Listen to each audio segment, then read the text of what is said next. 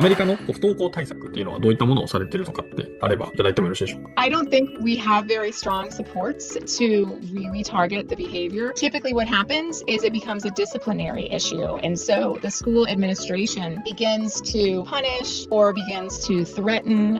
In some places in the United States, there have even been criminal charges against parents who have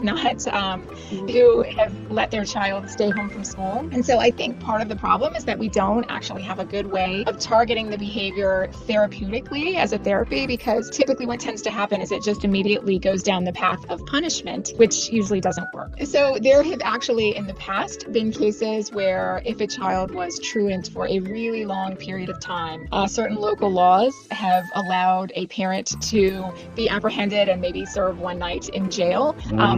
Their child's delinquency is considered. That is not common. That is not widespread. But in the United States, certain aspects of local school policy can allow something like that to happen. But I think it's part of a bigger trend of having a hard time figuring out how to support the children. And instead, there are just a lot of rules, and I don't think they target the actual problem. So the first time that a kid starts to have problems with attendance, typically they might get a letter from the school saying that they're in danger of failing the class. Maybe a guidance counselor will reach out, but unfortunately, a lot of guidance counselors are overloaded because a lot of students are having emotional problems. So there just aren't enough individual resources to support families, in my opinion.